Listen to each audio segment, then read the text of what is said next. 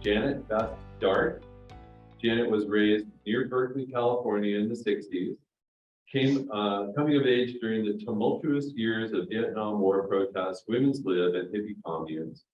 She dropped out of college to move into a drug-free experimental community, Synanon. There she married and had a baby, placing her infant in a kibbutz-like community school. As the community morphed into a cult, she struggled with her love of the community versus the love of her child, ultimately leaving Synanon in 1977 to raise her child on her own. 4 years later, after leaving Synanon, Janet married Bruce, a non-Synanon member, who helped her raise her biracial son, along with the son they had together. Janet worked in the legal profession as a legal secretary, paralegal, IT administrator, and computer trainer. Over the years, she has enjoyed backpacking over portions of the John Muir Trail, Pacific Crest Trail, the Grand Canyon, sailed the Pacific Ocean, and four-wheel driving in the Mojave Desert. Janet is currently retired and living with her husband in Bend, Oregon, but is currently in North Carolina right now. And what she's going to read from the memoir of her time in Synanon, which is her first book. So welcome, Janet. Thank you. I just want to warn you that I'm sitting in a 5-year-old's room on kindergarten-sized furniture, so hunched over a little table. So bear with me. I got this as well as I could.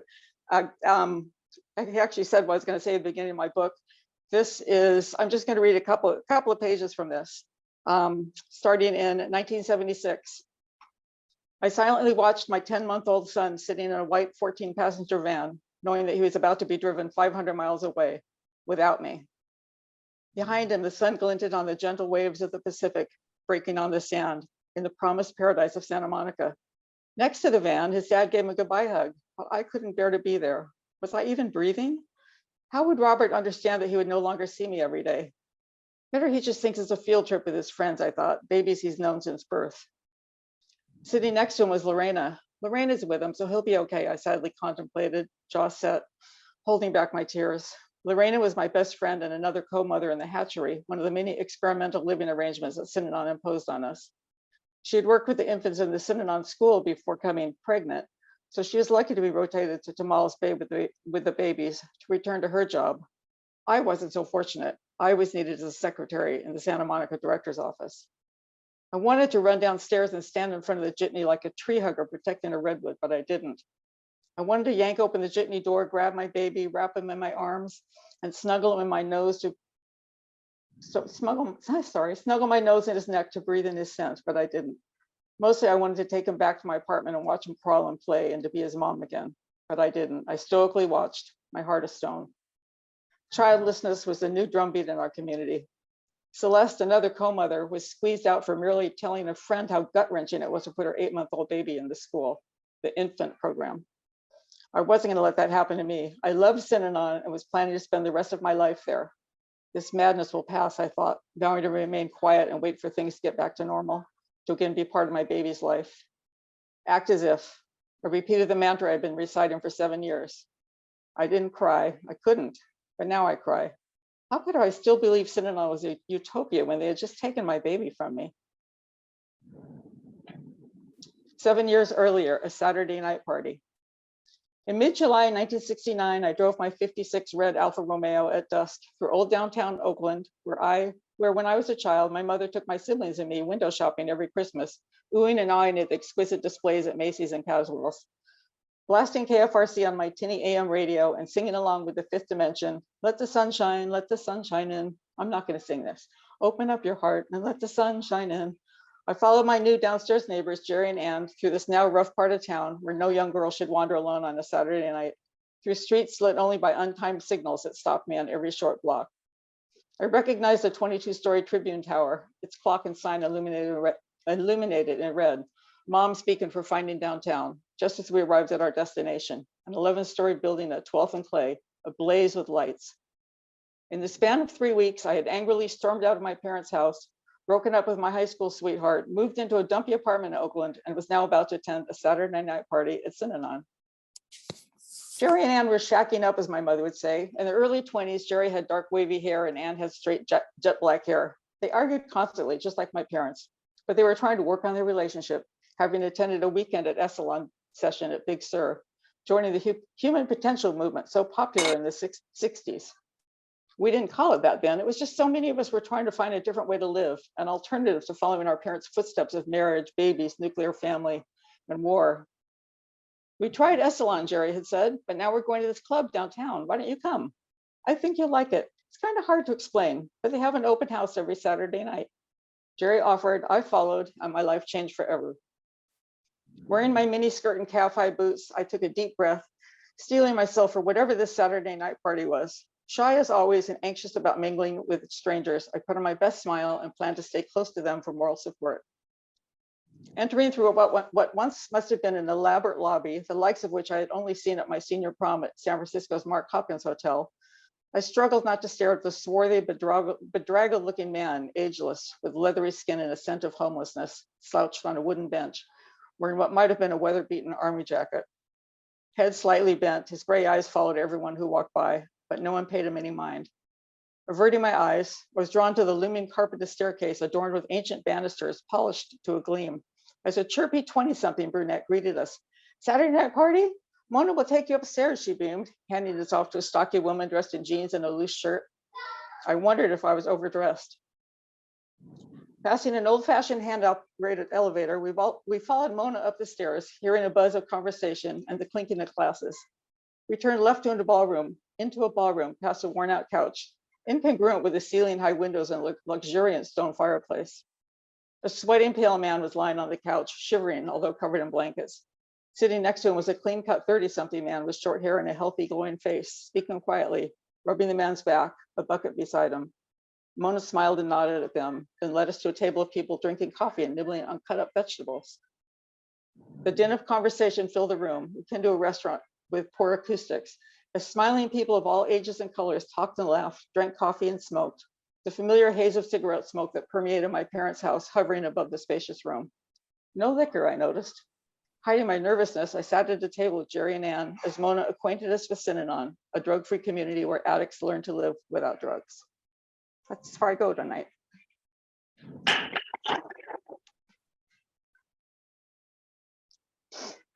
Thank you very much, Janet. You're welcome. Yeah. And you made it all the way through without any. I know, I'm expecting this 5-year-old to run and tell me to reset the cartoons. All right. Well, appreciate that. Next up, we have Raquel Gutiérrez. Raquel is an arts critic, writer, poet, and educator. Born and raised in Los Angeles, Gutiérrez credits the queer and feminist DIY post-punk zine culture of the 1990s with introducing them to the various vibrant art and music scenes and communities throughout Southern California. Gutierrez is the 2021 recipient of the Rabkin Prize in Arts Journalism, as well as the 2017 recipient of the Andy Warhol Foundation Arts Writers Grant. Their writing has recently appeared or is forthcoming in Art in America, NPR Music, Places Journal, and the Georgia Review. Gutierrez teaches in the Oregon State University-Cascades low-res program, writing MFA program here in town. Their first book of prose, Brown Neon, is an ekphrastic memoir that considers what it means to be a Latinx artist during the Trump era. Gutierrez calls Tucson, Arizona home, and that's where she's coming to us from. All you, Raquel. All right. Thank you, Mike. And thanks to everyone for coming out this evening. Yeah, it's such a weird day, isn't it? Such a weird day. I had been a little apprehensive about leaving the house to go vote in person. I'm a fan. I've always been a fan of doing that in person, of going into, the little booth and making ballot magic. But today just felt a little scary, and it's just been a weird feeling that I've been trying to shake off. And so I'm of course always grateful for the company of writers in the space to be able to just sort of occupy just that ambivalence. And so tonight, I had gone back and forth with Mike. I wasn't sure what to talk about with everyone here. So I think the best way to sort of start my my chat here is just to go into a bit of a reading of an excerpt from my essay, "Do Migrants Dream of Blue Barrels?" Just since I am in Tucson, to sort of situate myself here and to introduce myself by way of this essay, and then get into a bit of a conversation around the process and I guess some craft elements. So this essay, 2017. I live in Tucson.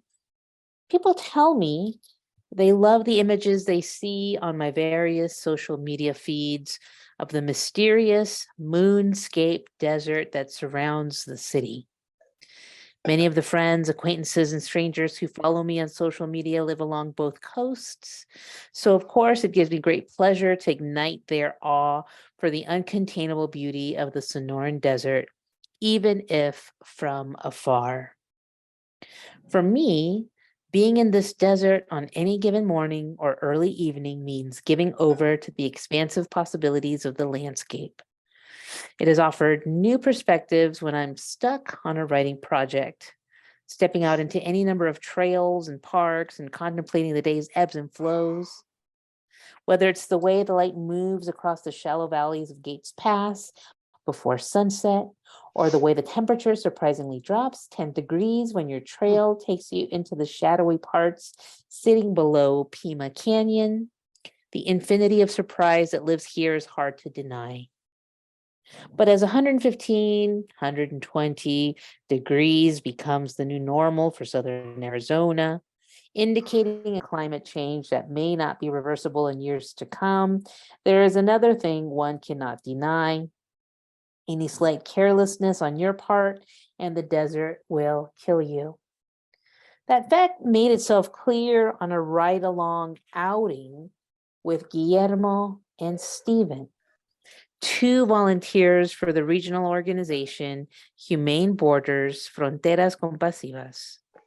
As soon as I climbed into their water replenishment truck, I was told that if we broke down in Arivaca, an hour and 15 minutes south of Tucson, we would be exposed to the same conditions as the Latinx migrants we were trying to help. I stared dead-eyed behind my Ray-Bans at Guillermo. We would never be exposed to the same conditions as migrants making the trek.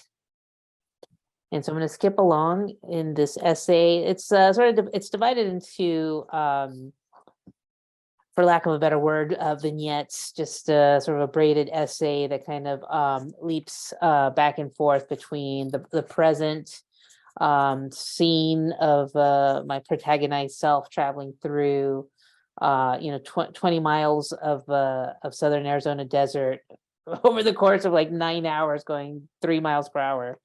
And going back and forth between sort of meditations on my relationships to migrants and immigrants, immigration, and sort of the proximities and distances between the political and socioeconomic conditions that force people to leave their countries and to head northward. So here later in the essay, I find myself meditating on sort of cultural representations of migrants, migration, and immigration in various popular culture and literature. I started thinking about the ways in which the untraceable is made evident, or how the migrant's journey has been represented to me throughout my life as both a young reader and writer. The Los Angeles-born 80s child of parents from El Salvador and Mexico, and as the adult child living in the here and now. In prose, we have writer Ruben Martinez of Los Angeles, who in his nonfiction book, Crossing Over, A Mexican Family in the Migrant Trail, describes writing with the Chavez brothers, indigenous members of the Purepecha tribe from the town of Cheran, Michoacan, in search of a better life. But how is a life made better if it means working in the rural Arkansas poultry industry, where people will call ICE on you at a moment's notice? We also have Reina Grande rendering firsthand, without mincing words, the very particular experience of crossing over. People come north because the alternative is death.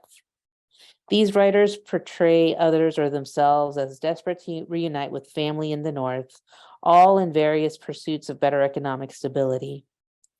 For me, as a reader, these voices have meant finding the language to illustrate the ways migratory traumas continue to haunt families, both constituted and torn apart by inhumane border policies.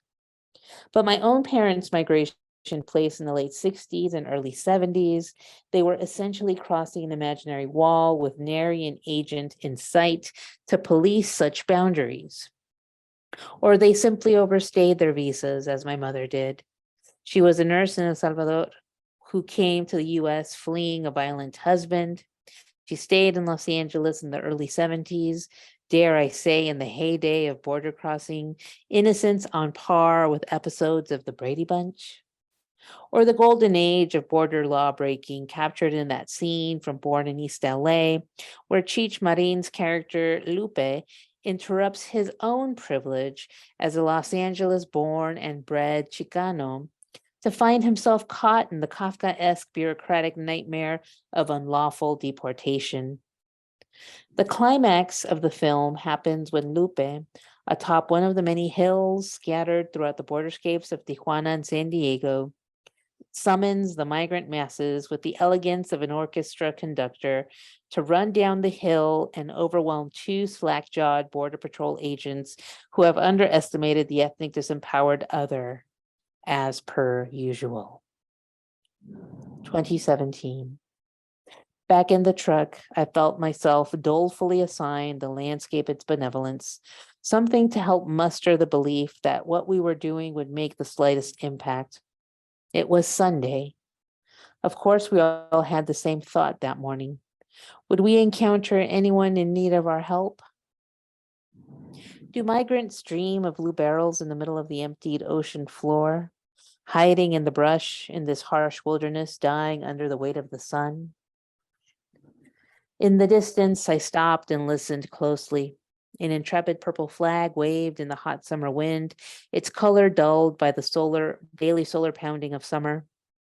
After surveying the water station for cleanliness, potability, visibility, and instances of possible tampering, we moved on to the next one in Arivaca proper, Elephant Head. But before heading out of the pecan orchard, Stephen asked Guillermo to stop the truck on the periphery where he spotted empty water bottles and a spectrum of detritus left by migrants past. Plastic bottles that were empty but still intact signaled recent passage. However, there were also old, discarded backpacks that, like the people who had carried them, were now empty and succumbing to the harsh conditions of the merciless desert. These bits of human evidence made the area seem anachronistic. To travel by foot in a time saturated with every imaginable technology, this was our refugee crisis. It was not hard to sense that specter of migrant death nearby or in my third eye. Everything in that mise-en-scène blinked like a neon sign. Migrants who came through the shade of the pecan trees more likely than not found their downfall in the washes around Arivaca, 11 miles from the border itself. So I'll stop there and just talk a little bit about my collection. It's Brown Neon Essays. It's a collection that I put together essentially over the course of the Trump administration, the Trump presidency. And so in that construction of or structuring of this book, it was it was always going to be about that period. I moved to Tucson in 2016, August 2016, and it was a full, by the summer of 2016, we were all fully aware of who the candidates were running for 2016 presidency, and the election evening, 2020, 6 years ago, in Tucson, and so I can't imagine in a lonelier evening. It was so just as harrowing as being out in the desert. I had moved in from Los Angeles just a few months prior. I had just broken up with Sandy, who I narrate that break in the book, and then the election happens, and leaving. I don't know if Mike or Irene were familiar with Casa Libre in Tucson, but we were watching the election results.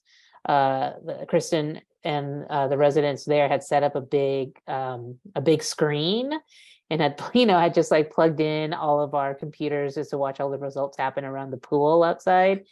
And oh my goodness, just the wind had abandoned our sails, and we all just like went home, just like completely our souls just destroyed from what was about to happen the next day, and what we were looking forward to come January 20th of the following year. And so my experience is ultimately in the desert, organized by the power, but the power structure, the presidential administration, and just the sort of the domino effect of the policies that came to be, in the sense that phrases like kids in cages, children in cages, right, that came to be in this era, and happening alongside the border. The border had suddenly been recharged with a lot of a draconian policy, a lot of just really terrible and nefarious, just like the most like the most villainous of villains. And the border just became that much more dangerous for people on both sides. And so it's it's animated, these essays, and has sort of buoyed a sustained address to the Southwest region. And thanks to some of the fiscal support that I received during that period, I was able to travel through the Southwest, basically from California to Texas to Utah, and trying to get a sense of the sort of the historical, metaphysical, economic, community histories of the place, as it was also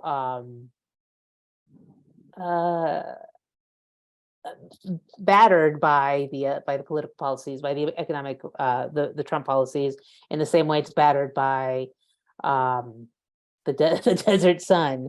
And so and also through that, because I am from Los Angeles, and I came of age in the 90s. I graduated high school in 94, and the 2000 Democratic National Convention happened in Los Angeles. And I find that as like a foundational moment in my sort of cementing my political commitments, because while it was the DNC, right, and good old Al Gore was receiving the nomination, in the parking lot, in the centers and peripheries of downtown Los Angeles, it was a convergence of every single kind of radical affinity coming together to continue holding that party accountable. And I think one of the big sort of critiques people had of Gore in that era was that he was deeply connected with Occidental Petroleum.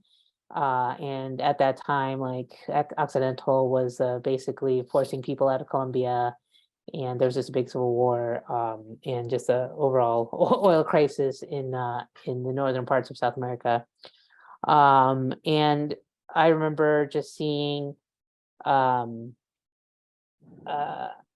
it's so funny, in Spanish, protest is a manifestación, Vamos a ir a las manifestaciones, or we know the protests, and but manifestación is manifestation. So I was like trying to find the word for protest, but I'm like, it's not a manifestation, but it is, right? And so in a way, the manifestation and the protest is is a place in the book for me where the metaphysics and politics sort of converge. And so there are moments in my book as a way, I think, to cope with just like the sort of the material and spiritual devastation of the political our political situation that takes place over the course of Brown Neon. I turn to not just not just nature and the desert and landscape, but again, it's hard not to sort of indulge, or not just indulge, but also really feel called by the sort of the animism, the sort of the spiritual life of the desert, and the metaphysical life of the desert. And in some ways it can be reduced to just like I'm having my Carlos Castaneda moment, just to kind of call in my colleague Ellen Waterston, who is says that rather snidely in one of the opening essays of her book, about in terms of just like what it means to write about the desert. But also, I'm also very much like, yes, I am having my Carlos Castaneda moment. But it's also through just like the way in which like Latinx and Chicanx, myself, I'm the child of a Mexican Salvadoran immigrants who came to the US, like I mentioned in my essay, in the late 60s and early 70s. And my dad, having been deported a couple times in that period and making the trek several times, my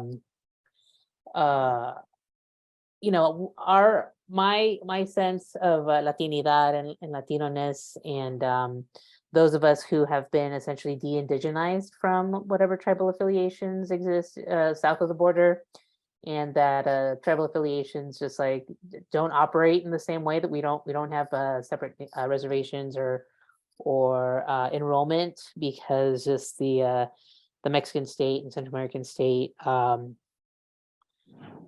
just doesn't do that. There's a whole history connected to that I can't get into because I'm not an expert in that. But there are just these moments of syncretic identification and solidarities that I'm trying to create in my writing, and also in my relationships. Being in Tucson is my I'm really grateful to be in Tucson because it allows me to form and nurture friendships with queer Indigenous people, members of the Dene Nation, Hopi, Apache, and those connections are more pronounced here than they were for me living in California, even though there's a lot of people in California who are enrolled in Chumash and Tongva nations. But also just the way in which those histories in two states, the US state and the Mexican state, and the way in which those two states collaborated to the systemic dispossession of Indigenous people, and the sort of the Mexican aiding and abetting in that. So the way those histories just organize my relationships and friendships. I mean, in the sense that it haunts my relationships. So I feel like I'm just speaking elliptically, but there's just a lot of things going on in my book. At a craft level, as Mike mentioned, this book is often been described as a butch memoir, an ekphrastic travel diary, part queer family tree. And so for me, writing in nonfiction also means needing, having to operate within different, I guess, idioms, right, around truth telling and or narrative making that comes from the ways in which I've mined my experiences. And most of my experiences are mined, as a traveler, as a queer person, as a Latinx person, and a person unmoored from their communities, because the sort of the parental figures of those communities have passed away. And so now I'm after the fact, it's like, okay, well, I can interrogate the past and the communities I've been a part of that helped in my being able to not just identify, not just like the identification in that identity asks us to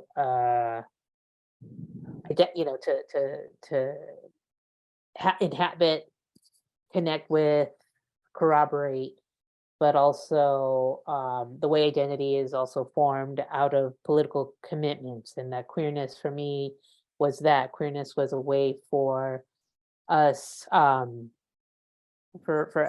people of the LGBTQIA spectrum / old school homosexuals, right, to identify our political commitments in response to another bad government, the Reagan administration, whose own sort of neglect of the gay community during the AIDS pandemic also radicalized a lot of people. And so that's my connection to queerness. It's through just agitating for healthcare and housing in a time when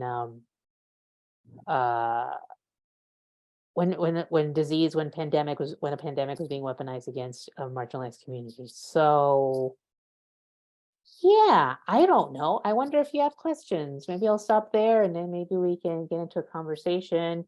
Remember, it's election evening, so energies are running high. So I hope you'll just give me that grace when we start talking. So I'm just gonna dot my ellipses. Raquel, you talk about being sort of outside of communities, outside of the sort of the mainstream communities, but you also you form additional communities, right? Or form new communities and find new people. And how has that affected? You talk about being part of the post-punk zine culture. You're living in Tucson. You're in a relatively liberal environment with a lot of LGBTQ, Native, Latinx folks. Are these communities that you're joining into, these arts communities? How do they play into your writing? I think what's at the center of all of those communities and the ways in which we all converge is through our political commitments and our desire for liberation, the ways in which we sort of create space that honors the most marginalized among us, or recenters the most marginalized among us, in the sense that we live in a culture structured around capitalism, and through capitalism we sort of organize our social relationships in a way that takes us away from community. We have the nuclear family, right? We have a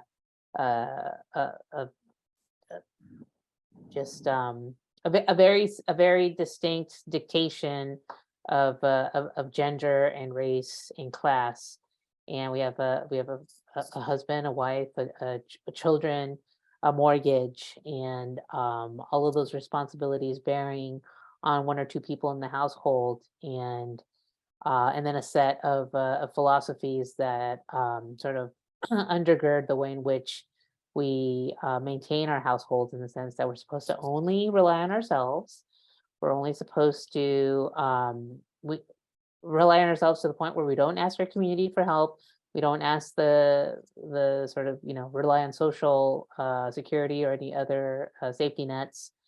In doing so is a failure. And we don't encourage different generations to live under the same household. So, in the sense, like, there's all these social constructions that make it difficult for communities to remain healthy and part of everyone's part of your life. I mean, it's amazing that we have this group in the space here, and I know that the weather has made it difficult for people to join us, but also this is a really, really great group, because it's a lot of, for me, you guys are the hardcores, right? The people who come out no matter how cold it is, no matter how I mean, I don't know. But the fact that we're still showing up, right? That the Deschutes library, that library is so beautiful. Like, Ben has such a beautiful library, so many great spaces to meet, right? These third spaces. And third spaces for a lot of people used to be the bar, the restaurant, the you know, those weird like lodges where men would wear fezzes, you know, like the Kiwanis Club, right? You know, these like spaces to socialize and to network beyond like schools and colleges and universities, veteran halls, you know, union halls, all of these spaces for people to pool their resources, but not just pool their resources, but pool their power together. And so there's more power in groups. And similarly here in this Oregon writing group, the resources you have is basically, hey, here's who's accepting submissions or pitches or publication, you know, here's a publication opportunity. Hey, here's this great lecture. I just Tin House just dropped this great lecture, or, you know, whatever. So in the way in which these communities are all sort of circulating, we think about, well, what's the blood, you know, in that system that's keeping that community healthy. So, and I feel like that's always been my jam. That's always been something that I've like been drawn to, just because my family is very like my blood family. They did the best that they could with what we had, and or rather their values were essentially like just, you know, try to get money and try not to let people screw you over, because that stops you from getting money, versus, you know, spiritual health and other sort of like other things that for me come down to just like I have a different set of values. I mean, don't get me wrong, I like money too, but I've always just been more curious about things work. My parents only had so many answers for me, but to their credit, you know, my mom took us to every library available in our community when we lived in Southeast Los Angeles. And there was one library that was, you know, that had 3 floors, and that was in Huntington Park, whereas all the other libraries were a lot smaller. But every month I was checking out books, and books, and my mom, to her credit, was in service to my curiosities. So, and in Los Angeles, you know, where my parents ultimately settled, that was a great place to just connect with a range of communities, a range of commons, queer commons, Latino commons, brown commons, lefty commons, and you know, the common space that, or the commons in the sense of like that's sort of the theoretical kind of ethereal sort of space where we all gather around our whatever ideological or aesthetic investments. And then there are the third spaces, right? The DIY music venues, or the zine libraries, or the Mecha meetings, the Mechas, the radical Chicano student groups. You know, and Los Angeles, California in the 90s, very much informed by organizing endeavors, SEIU, Justice for Janitors, the United Teachers of Los Angeles, were peopled by really amazing lefties who really changed the political landscape in California. And so there are moments in the book where I talk about needing to de-Californize myself now that I live in Tucson, and have fallen in love with like places like New Mexico and Texas, and needing to kind of shake off whatever blue state overalls that I didn't know I was wearing when I left California.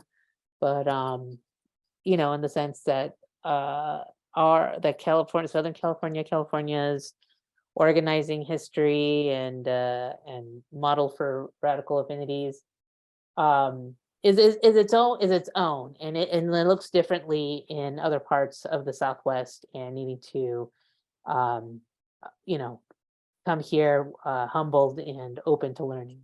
So, all right. So I see a question in the chat space. Amazing. Thank you, Linda. Question: did I ever consider writing fiction to talk about the themes you cover? I'm thinking of how many people read American Dirt for better or worse, and I'm wondering about fiction or nonfiction.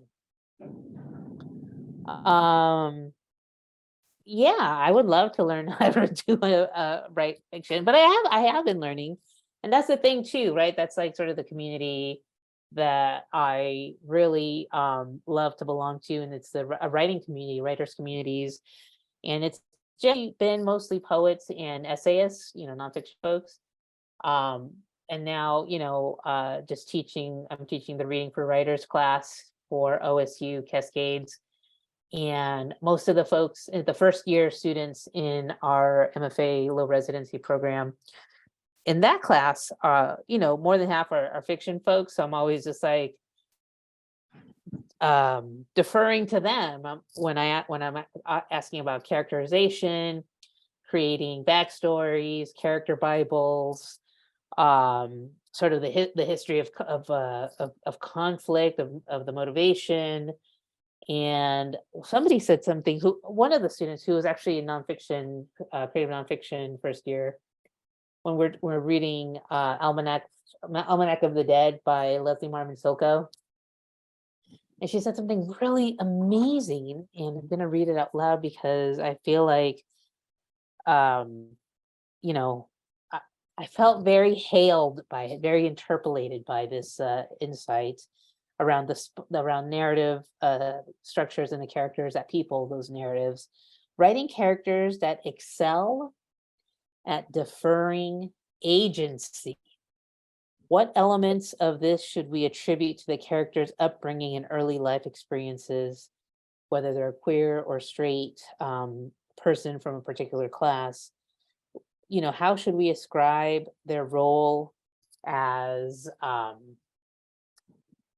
outsiders in society, right? We're also going to read Jesus' Son by Dennis Johnson. So of course, we're encountering addicts and people with complex, post-traumatic stress disorders. And so, what are the questions that we ask ourselves about our characters' perception of the world around them as we write them? So, but just the idea of like deferring agency. And I'm like, wow, you'd only get that in a conversation around fiction.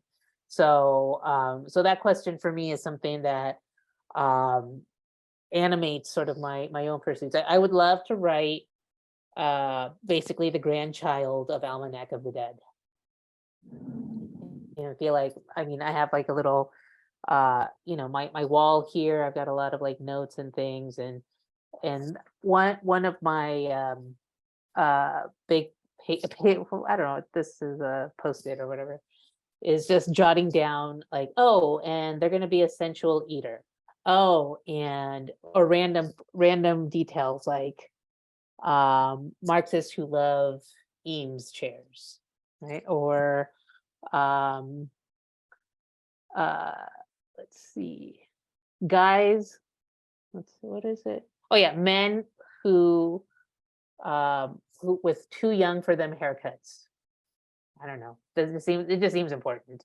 But so yeah, so in terms of just like fiction as a space, right? Fiction, I can't wait to do a novel, in the sense like I can't wait to have some time to really work on a novel. I do have a skeleton, maybe with a few major organs, but the theme, but yeah, in the sense that like, it was fun writing Brownian for sure, but oh my God, so much research. And not to say that you don't do research in a novel or fiction, but I can't wait to do research for essentially lying, right? Or just like making things up. And so, yeah, a lot of people read American Dirt. It's true. And I'm sorry, I have to laugh. I think like as a Latinx person of Mexican and Salvadoran descent, and just sort of seeing and feeling the brouhaha over American Dirt. Yeah, I would love to get that 7-figure contract. But yeah, am I a plotter or a pantser? No way. I would have to plot the shit out of my novel. There's no way I could pants it, because I feel like I pantsed my brown neon, my essays.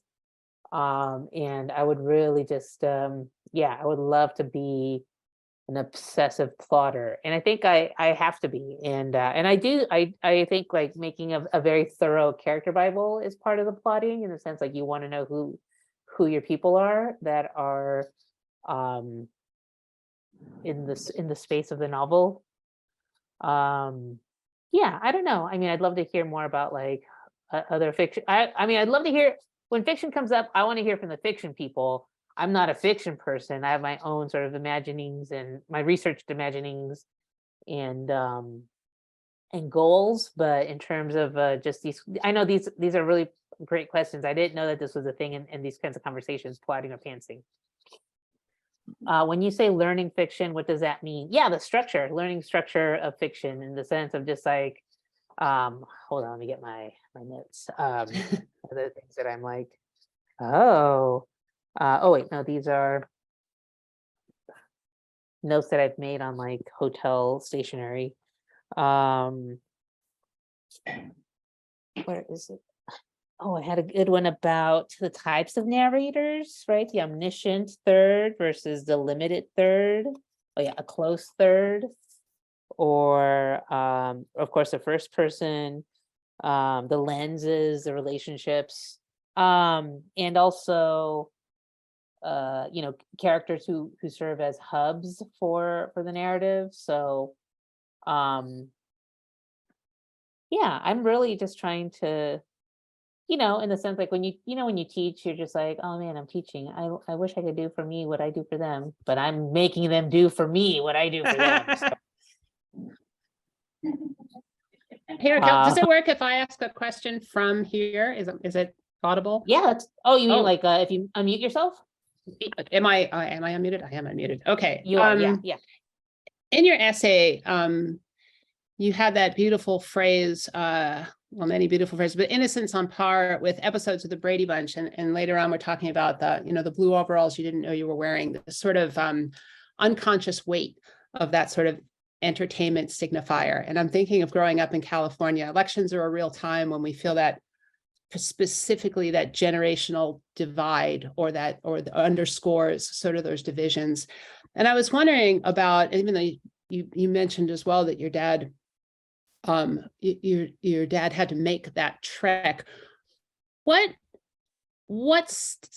weight of innocence did they carry about their situation, as opposed to, I guess that's sort of was there a transition from the viewpoint of, making the trek, crossing the border, Brady Bunch is the American way, to what is happening now, as far as that older generation, how they're metabolizing that, if they are? What's your feeling on that? Well, I mean, the innocence and sort of this idea of a golden era of border crossing for me is ultimately reduced to the lack of surveillance technology and just tracking and policies like the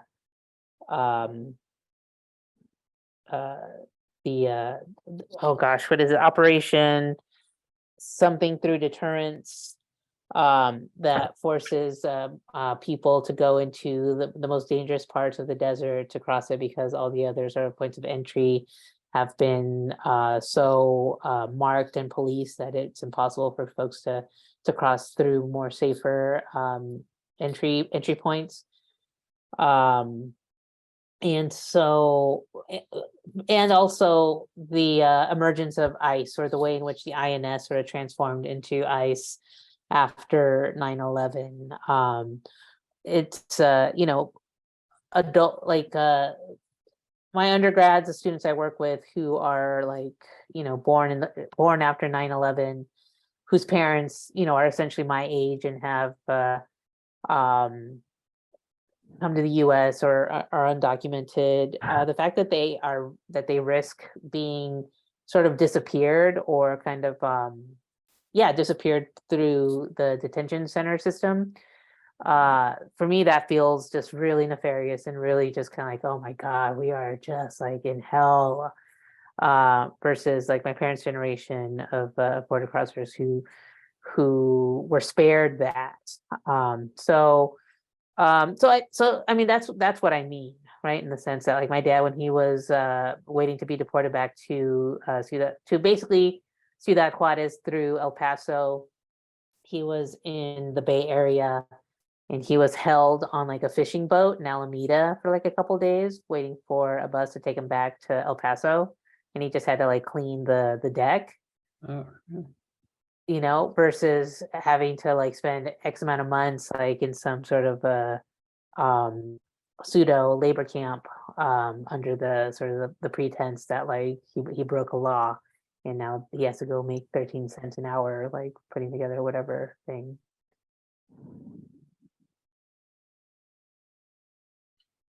Questions from here? Go ahead, shout it out. I wondered if you always had the writer inside of you, or if you were more inspired by the things that were happening around you to find voice. Did you hear that? You know, I didn't catch the last phrase there. Wow. I just wondered if you always had a writer inside of you, or if you felt inspired by the things that were happening around you to find a voice.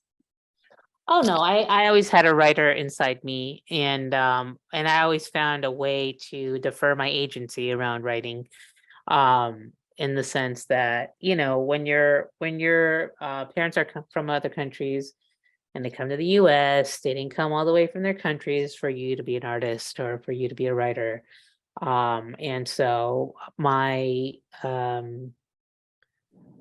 concession to that was to major in journalism and sort of pursue journalism as sort of like a series of steady gigs doing reportage. But you know what that gave me was a way to know how to write fast, and how to convey whatever it was you were writing to a general audience.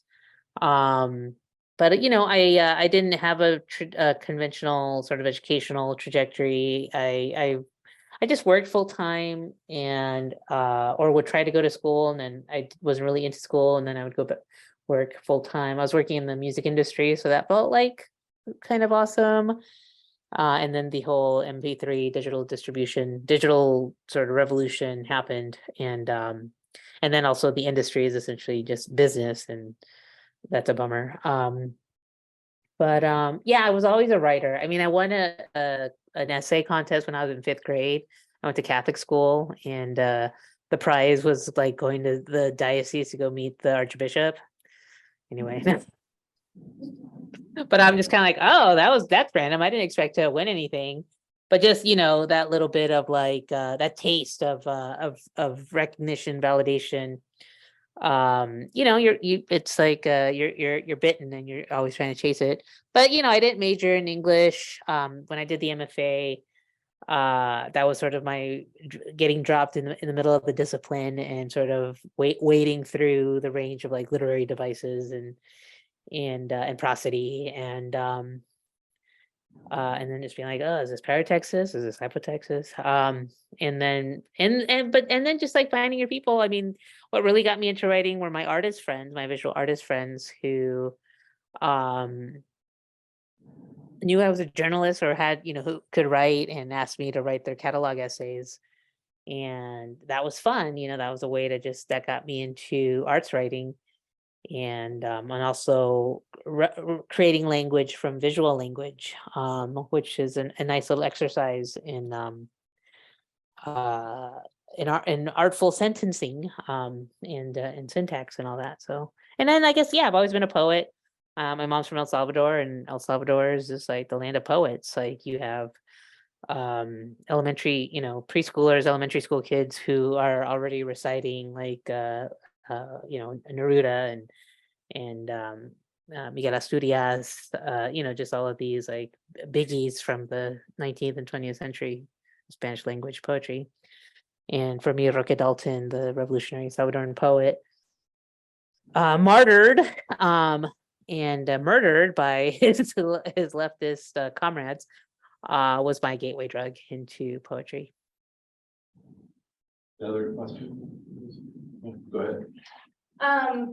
I have two questions.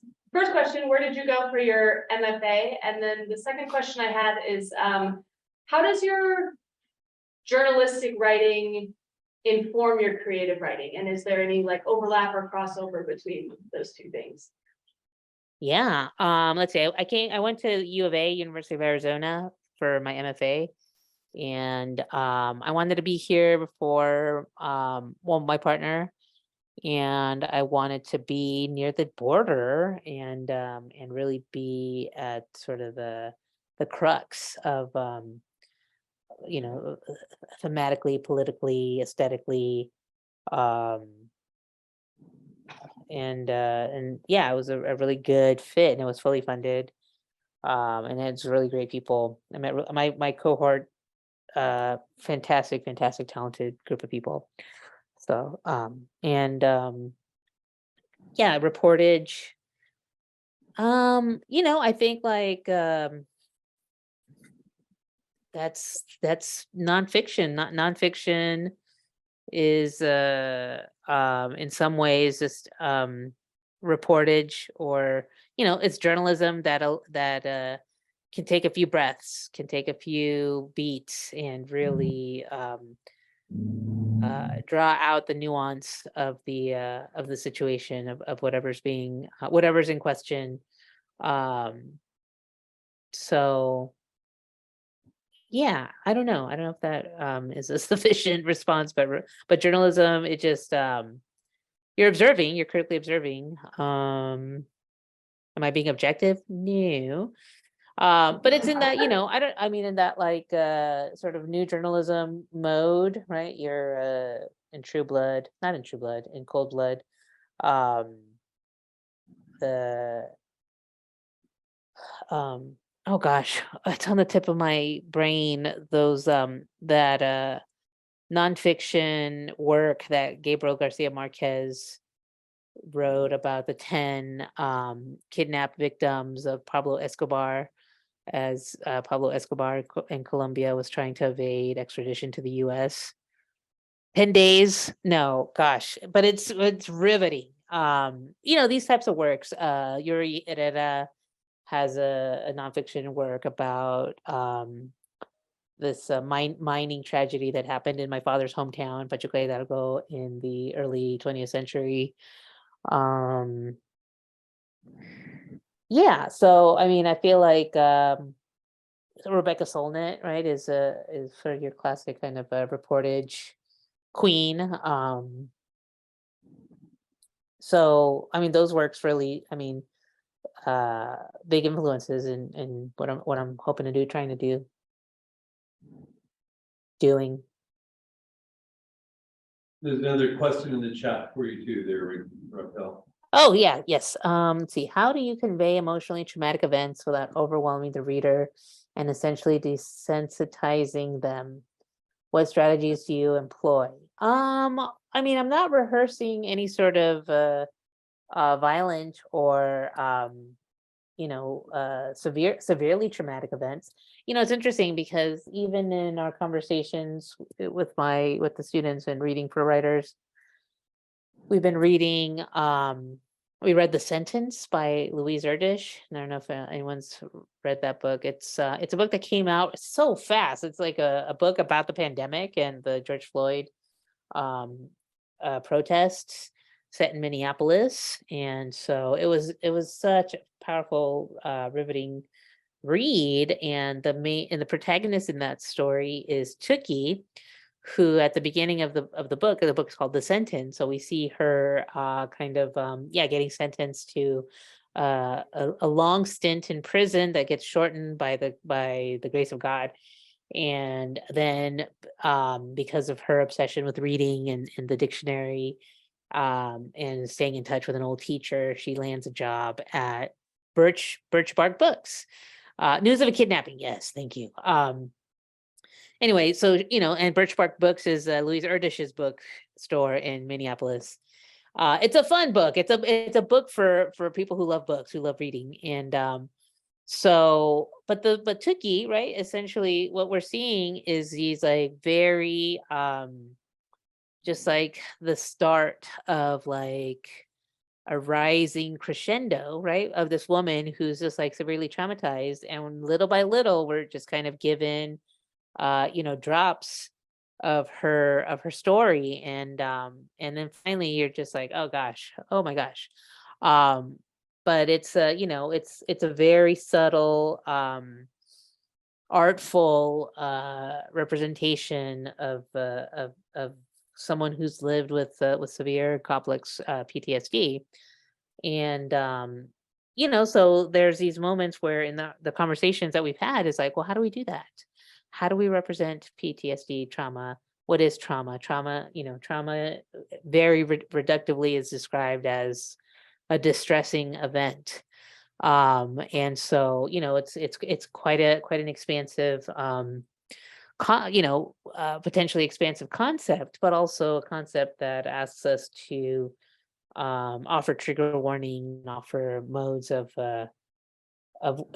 just like, here it comes everybody, here it's coming, here it comes everybody. And I know that this is how our culture operates now. It's just and so, in the way that like Generation X is considered, the digital immigrant to Millennial and Gen Z's digital natives, I think similarly with the way in which we represent trauma, Gen X, I saw one of those like reels on Instagram about Gen X that like we didn't have therapy. We either went to rehab, we were born again, or gosh, I forget what the third one is, but that we just didn't really embrace or were embraced by the language of therapy. But also we were sort of saddled with the cognitive behavioral therapy, which is basically just look at the situation differently and get back to work. So in the sense of like how to convey these traumatic events without overwhelming the reader, and desensitizing them.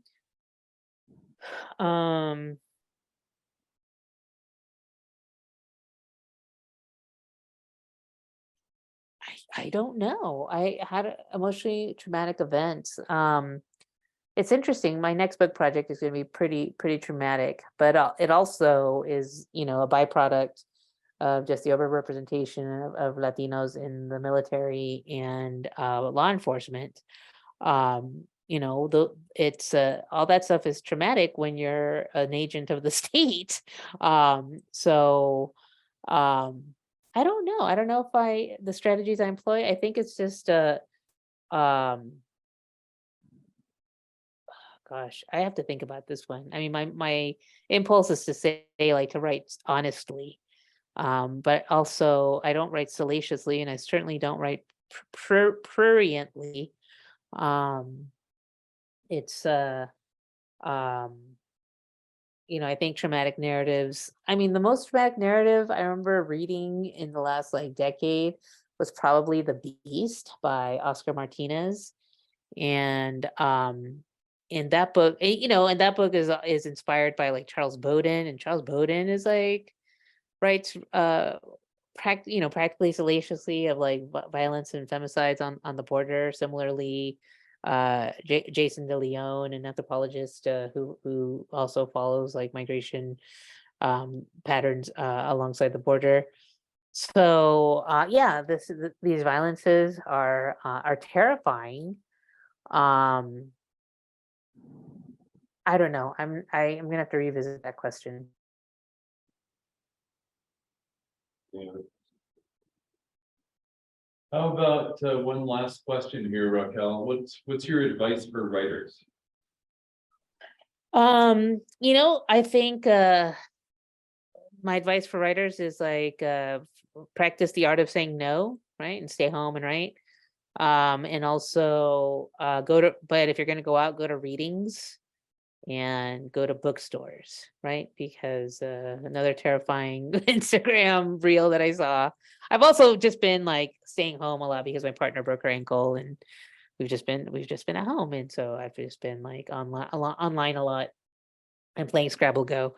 But bookshop.org has a reel out that says that Amazon is doesn't mind, losing money right now, just like underselling their competitors, because they're on track to put their competitors out of business by 2025. So for me, it's just like, go to your bookstore, support your indie bookstores, go to readings, support people in your community, and I think it's healthy to be competitive, like find the right enemy, and try to outlive them. But also, treat writing like the gym, right? Like, and try to put in at least 250 words, a day or a week. But you won't get stronger unless you do your reps. All right. Any And, other thoughts you want to share with us? Any other what? Final words that you want to share? Final with us? words?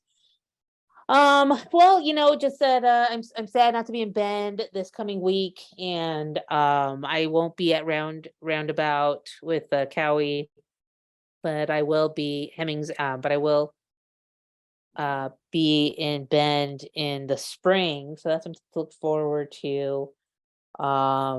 And but also, yeah, I mean, try to find your community, try to find your belong to a commons. Our original literary commons by way of Twitter is under fire now that it's become a private company helmed by the evil billionaire. And so I think it's only a matter of our days are numbered there, literary Twitter. So in the meantime, just try to eke out your communities, both virtual and in person, and yeah, just read everything you can, have fun, tend a garden, get ready, just be ready, stay ready, get ready, stay ready. Thank you very much. Thank you, Mike. Thanks, everyone.